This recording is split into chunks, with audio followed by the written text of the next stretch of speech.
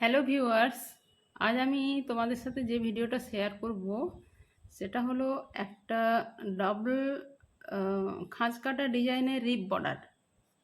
এই যে খাঁজ কাটা ডিজাইনের এবং ডবল বর্ডার, এটা হচ্ছে ডবল বর্ডার। আর এটা হলো এর ফ্রন্ট সাইড, এটা হলো ব্যাক সাইড।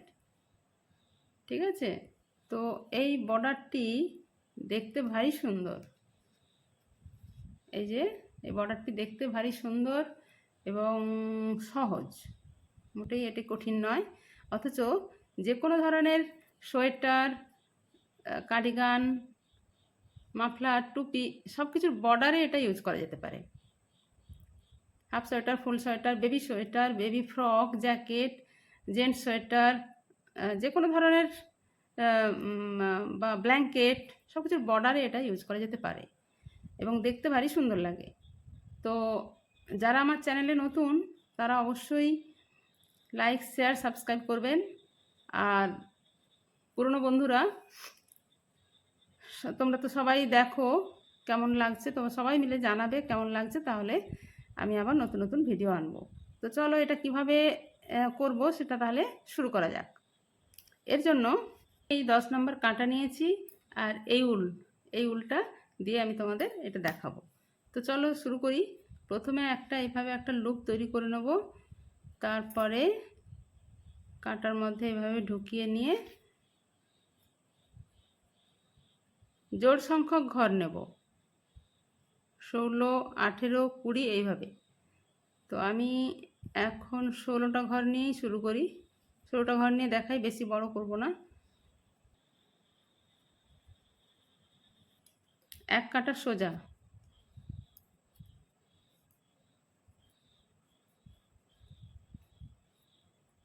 প্রথমে এক কাঁটা সোজা বুনে নেব, এক কাঁটা সোজা, এক কাঁটা উল্টো, আবার এক কাঁটা সোজা, এক কাঁটা উল্টো, অর্থাৎ এইভাবে 4 কাঁটা প্রথমে আমাকে বুনে নিতে হবে, তারপরে ওই ফুটো ডিজাইনটা হবে।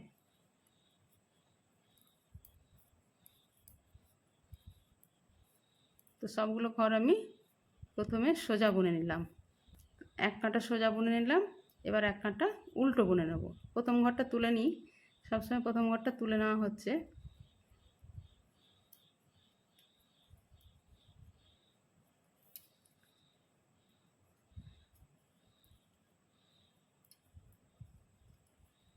এক কাঁটা সোজা, এক কাঁটা উল্টো। আমি কম করে ঘর নিয়েছি যাতে করে ভিডিওটা বেশি লেংদি না হয়, সেই জন্য মাত্র 16টা ঘর নিয়ে আমি দেখাচ্ছি। তাহলে আমার 2 কাঁটা বোনা হয়ে গেছে। এবার আবার এক কাঁটা সোজা, এক কাঁটা উল্টো, অর্থাৎ টোটাল 4 কাঁটা আগে বুনে নিতে হবে।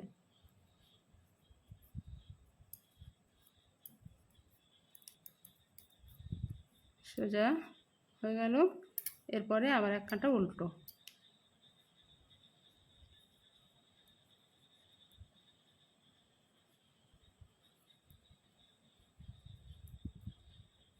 চলে এলাম, 2 কাঁটা সোজা, 2 কাঁটা উল্টো বোনা হয়ে গেছে। এক কাঁটা সোজা, এক কাঁটা উল্টো, আবার এক কাঁটা সোজা, এক কাঁটা উল্টো, এইভাবে 4 কাঁটা আমার টোটাল বোনা হয়ে গেছে। এইবার ডিজাইনটা শুরু হবে। তো এবার মন দিয়ে দেখো, প্রথমে একটা ঘর তুলে নিলাম, তুলে নেওয়ার পর উল সামনের দিকে নিয়ে এলাম। এইবার এই দুটো ঘর একসাথে করব, জোড়া সোজা। তাহলে জোড়া করার ফলে একটা ঘর কমলো, তেমনি এই যে একটা ঘর বেড়ে গেল। উল সামনের দিকে আনলাম, আবার দুটো একসাথে জোড়া সোজা, এইভাবে পুরোটা চলবে। সামনের দিকে উল নিয়ে এলাম, একসাথে দুটো ঘর সোজা বুনে নিলাম, আবার উল সামনে, একসাথে দুটো ঘর সোজা, আবার উল সামনে, একসাথে দুটো ঘর সোজা। এইভাবে এই কাঁটা সব ঘরগুলো এইভাবে বোনা হবে। এই লাস্টে একটা ঘর আছে, এটা সোজা বুনে নিলাম। ঠিক আছে, দেখো এই হলো কালারটা বোঝা যাচ্ছে ফুটোগুলো। এইবার নেক্সট কাঁটাতে সমস্ত ঘরগুলোকে উল্টো করে নেব, উল্টো বুনে নেব।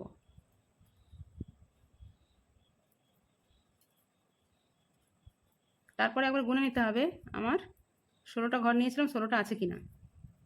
ঘর কিন্তু যেন কম বেশি না হয় সেটা খেয়াল রাখতে হবে।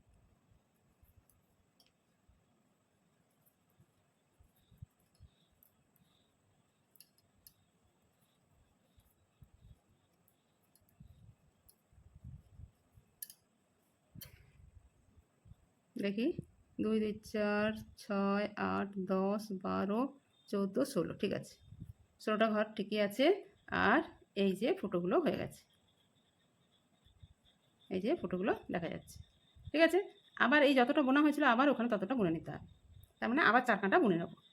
2 কাঁটা, 1 কাঁটা সোজা 1 কাঁটা উল্টো, আবার 1 কাঁটা সোজা 1 কাঁটা উল্টো। তারপরেই জিনিসটা ফোল্ড হবে। তাহলে 1 কাঁটা সোজা করে নিই।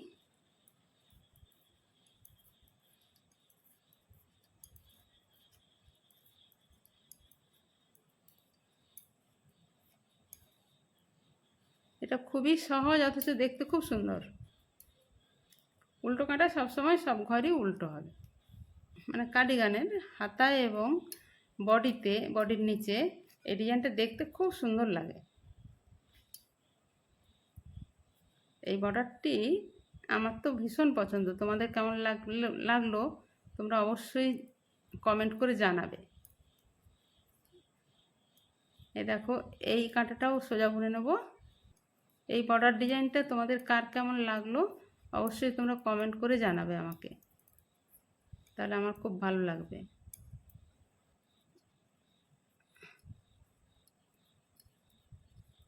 তো প্রথমে 4 কাঁটা বুনেছিলাম, তারপরে এখানে 2 কাঁটা, আবার এখানে 4 কাঁটা, তার মানে টোটাল 10 কাঁটা আমার বোনা হয়ে গেছে। টোটাল 10 কাঁটা বোনা হয়ে গেছে। এইবার এইটা এইভাবে ফোল্ড করে দেওয়া হবে। এভাবে ফোল্ড করা হলো, কিন্তু ওই পেছনের থেকে একটা করে ঘর তোলা হবে আর জয়েন্ট করা হবে। কীভাবে করি দেখো। তো এই প্রথমে এই যে এর সোজাসুজি, এই লাস্ট ঘরের সোজাসুজি এইটা, এই ঘরটি আমাকে নিতে হবে, লাস্ট ঘরের সোজাসুজি তুলতে হবে। এটা এই কাঁটার মধ্যে নিয়ে নিতে হবে। তারপরে এই দুটো ঘর একসাথে সোজা, আবার পরের ঘরটির সোজাসুজি, এটা প্রথম ঘরটার সোজা হলো, তারপরে সেকেন্ড ঘরের সোজাসুজি একটি ঘর আবার এইভাবে তুলে নিলাম। ওই দুটো একসাথে সোজা করে নিলাম। এইটা আবার তুলে এই দুটোকে একসাথে সোজা করে নিলাম। আবার তারপরের ঘরটি অর্থাৎ এই ঘরটি এইভাবে তুলে জোড়া সোজা। দেখো ঠিকঠাক হচ্ছে কিনা একবার তাকিয়ে দেখে নিই। হ্যাঁ, ঠিকঠাকই হচ্ছে। এর পরের ঘরটি এই ঘরটি, একটি করে ঘর তোলা হবে আর একসাথে দুটো সোজা করা হবে। পরবর্তী ঘরটা এভাবে পরপর চলে আসবে। তারপরের ঘরটি এখানে একটু খেয়াল রাখতে হবে যেন রোটা ঠিক থাকে। পরের ঘরটি মানে এই ঘরটি হবে, রোটা যেন ঠিকঠাক হয়, না হলে একটু বাঁকা বাঁকা হয়ে যাবে, সেইটা খেয়াল রাখতে হবে। এইবার এই দুটো ঘর একসাথে সোজা, আবার একটা নেক্সট ঘর তুলবো। এখানে দেখো মন দিয়ে, এই নেক্সট ঘরটা তুললাম, তারপরে একসাথে দুটোকে সোজা বুনে নিলাম। আবার দেখো দেখাচ্ছি ভালো করে, ঠিক পরপর পরপর করতে হবে। কোনো ঘরকে একটা যদি এক্সট্রা চলে যায় তাহলে মেকআপ হবে না। এইভাবে পরপরই নিতে হবে, কোনো গ্যাপ দেওয়া যাবে না মাঝে। এই যে এই ঘরটা গেছে, এবার যাবে এইটা, তারপরে আসবে এইটা, গ্যাপ দিলেই ম্যাচ খাবে না। তারপরে আসবে এই ঘরটা,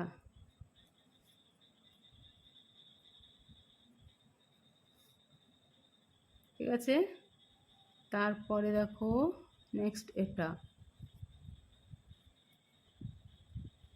তারপরে নেক্সট এটা, আর আছে দুটো ঘর, এই হলো আর একটি, এটা লাস্ট। ঠিকঠাকভাবে নিতে হবে ঘরগুলোকে।